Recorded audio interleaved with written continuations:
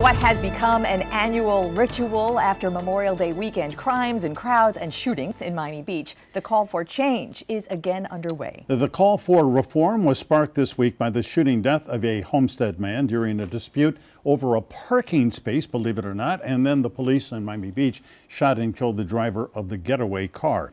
That disturbing incident happened in addition to a lot of drunken behavior by partiers. For years, Miami Beach leaders have debated ways to deal with the fallout from Urban Beach Week, and this week, Mayor Philip Levine called for a ban on alcohol sales after 2 a.m. on Ocean Drive, and that brought a quick backlash from Ocean Drive clubs, bars, and hotels. Mayor Levine is here to talk about that proposed curfew and, in the bigger picture, how to balance a city's image as party central and a safe, quality place to live. Mitch Novick is the owner of the Sherbrooke Hotel in South Beach. He has spoken out forcefully against inappropriate, sometimes criminal behavior that he has witnessed firsthand and posted video showing drunken brawls and crazy driving and other things. And also joining us, the mayor of Fort Lauderdale, Jack Seiler, to give us perspective on what that city has done to reduce what is years of chaos on the beach caused by spring break. And Mayor Seiler, we appreciate you joining this panel because I think you give perspective of what could be with all of the things that Miami Beach is going through right now. Gentlemen, great to have you here. So, Mr. Mayor, tell us, how would stopping serving alcohol, booze on Ocean Drive at 2 a.m. fix the problems of Ocean Drive? Well, Michael, I can tell you this. There's no specific one answer. But we've been working on this for a few years. And, for example, we rolled back liquor on the sidewalks from 5 a.m. to 2 a.m. Right. What ends up happening is, throughout Miami Beach, you can go and have liquor till 5 a.m. at our hotels, our clubs. But on Ocean Drive, what we have there is an open air, almost like this bizarre environment where people are coming to party till late at night. And unfortunately, you have prostitution, you have drug dealing, and it's become mayhem. We're putting so many police assets there, and the residents of Miami Beach want those police assets in other areas to protect their homes and their apartments. If you roll it back to 2 a.m., last call's at 1:30. People won't be as inclined to go out that late, knowing that is not a place to go wild all night. You know, we were just looking at some video. I think, Mitch, it was your video, and you as a hotel owner, a property owner, you have been very involved in, you have a blog, or can I call it a blog? The South Beach Sludge Report. Where you make public a lot of what you see in real time. And is this, to you as a property owner, is this a Memorial Day weekend problem, or has something happened to the tone and tenor of Ocean Drive and South Beach? Something has happened, and it's been in a decline for about 10 years. Why? I attribute it entirely to open air entertainment. It's this noise which creates this, what I often term the carnival-like crime-ridden circus on the street, which lures in all the riffraff and bad behavior we're witnessing. The attacks on residents and tourists, it cannot sustain itself. And I'm optimistic, or let's just say cautiously optimistic, that we're at a crossroad and hopefully positive reform and change will be implemented. Mayor Levine, if I may, where is the fairness if somebody wants to drink after 2 a.m. and they want to go to Collins, a block in, or Washington, lots of bars and clubs over there, and also liquor stores? I mean, they would still be serving. So, I mean, do you really fix the problem by trying to clamp down on Ocean Drive? But let me say this. First of all, this is not a Memorial Day weekend issue. This is all year round. Right. We want everyone to be able to come to visit Miami Beach 52 weeks a year. So to pinpoint Memorial Day is wrong, and by the way, we had a commissioner come out and say that, want to ban Memorial Day weekend. That's wrong, and that's not who Miami Beach is. But the fact of the matter is, because of this open air environment on this one street, it's become a carnival atmosphere, like Mitch was saying. Once again, people can come to Miami Beach and drink till 5 a.m. You can go to our hotels, our clubs, and you can still drink on Miami Beach on Ocean Drive till 5 a.m. if this passes. Inside a hotel. Yeah. That's the key. Oh, we want to bring Mayor Seiler in, but first I want to take you to a quick clip of sound from a press conference you had, because I feel like we need the Ocean Drive entertainment carnival operators voice here. So this clip of sound was, you're going to hear Mayor Levine and David Wallach, who is the owner of an establishment called Mangoes on Ocean Drive. Okay, so now I hear we don't have that sound, so I will paraphrase what David Wallach was saying was, don't pick on us. We, the hotel, we, the establishment and the entertainment industry, are what made Ocean Drive and what made Miami Beach and Fort Lauderdale as well what it is today. We bring in resort taxes. We're the reason Miami Beach is so cool. I mean, can I answer that? Of course. I mean, I don't know what history book this man read, but I remember a great man by the name of Tony Goldman who recreated Ocean Drive, Barbara Capman, Nancy Lehman, Craig and Scott Robbins, Chris Blackwell, Gianni Versace. Those were the days when Ocean Drive was great for families and friends and everyone would go and enjoy it. He kind of rewrote history there a little bit and yelling and screaming at a press conference. We don't do business that way, and we will never be bullied. Mayor Seiler, you provided us with some statistics from your Memorial Day weekend. 16 arrests, but for 16 people, that's not bad for a big crowded party weekend.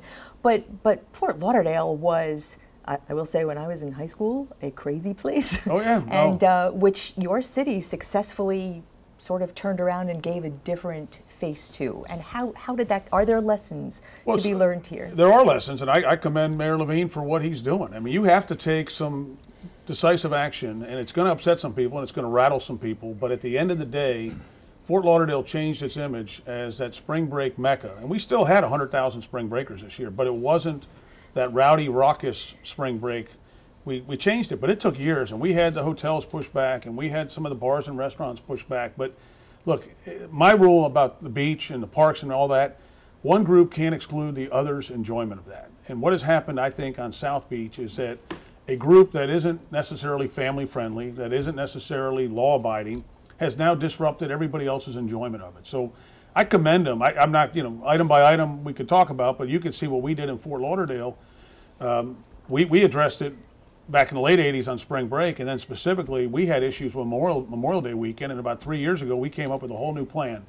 Our police chief, Rick Maglione, did a fabulous job, but what we did was all in, all across the barrier island. Well, whatever you did worked. Yeah, I mean, you still have kids are partying, but it's not crazy the way it was after Where the Boys Are came out. A 4-day weekend with 16 arrests with only 47 calls for service. But we did have a great holistic approach, and as we laid it out, we did everything from license plate readers and posting that we have license plate readers. Our law enforcement saw cars turn around on 17th Street Causeway when we had disclosed there are license plate readers as you cross the bridge, and all of a sudden they stopped. We put so many different resources out there, and it worked. Okay, license plate readers were employed on Miami Beach. When? Last year? We brought in the most incredible police chief, Dan Oates, who has changed that entire... Where did the license plate readers go? We put them on MacArthur, and I believe we're also doing on Julia Tuttle as well. But not this year. I believe that they were putting them in this year, and our chief has done an incredible job. Remember, in 2011, before I was mayor, we had an incident where over 100 shots were fired into a car of an African American. And I said, I become mayor, we're going to change that police department's culture. And Dan Oates has done it. I mean, this year, the arrests are half as much. So license plate readers, before we go to break, and I know we do, my understanding was because the causeways are state roads, the state will not allow the license plate readers? Is well, that we've true? been able to use them in certain areas. And we're working with the state to make sure we get it all done. Mitch Novick, very quickly, Ocean Drive is a worldwide brand. People come from all over the world. When I have traveled abroad, people say, oh yeah, Miami Beach, Ocean Drive. Are you not sort of in jeopardy of losing a worldwide brand or tarnishing it? I will state with certainty the brand has been damaged considerably. Not irreparably. I've been in, it could be repaired, but that repair needs to take place ASAP. All right, As someone who's been in the hotel business for 30 years, I've been catering to tourists from all over the world, and I can state categorically that in recent years, 95% of them all ask me, Mitch, what has happened to Ocean Drive? And unfortunately, many of these guests are no longer returning. All right, we are out of time. Gentlemen, thank you for coming in. We're going to come back, and you want to do some more of this? Well, I guess we could. Okay, All right. We'll continue this discussion when we come right back. Stay with us.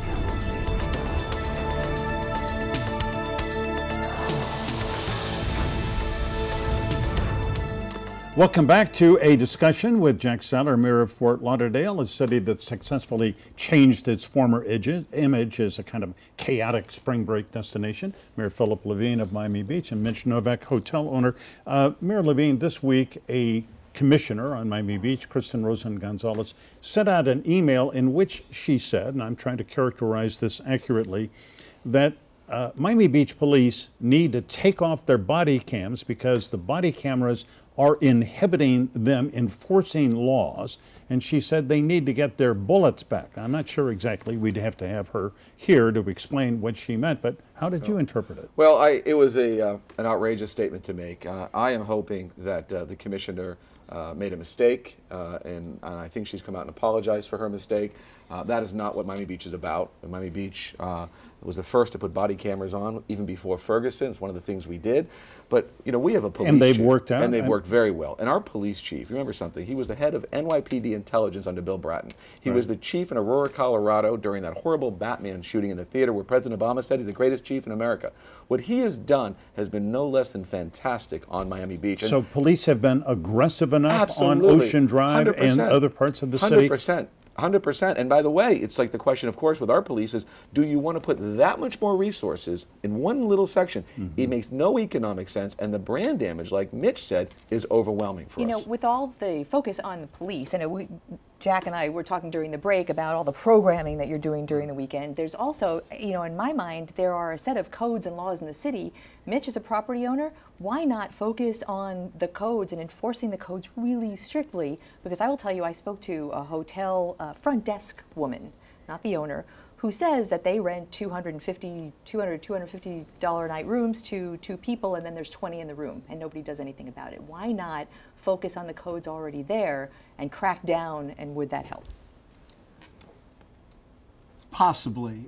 I've always asserted the problems on Ocean Drive are not a police issue. They're entirely a zoning issue. I spoke about the open air entertainment earlier, and that is the crux of the problem.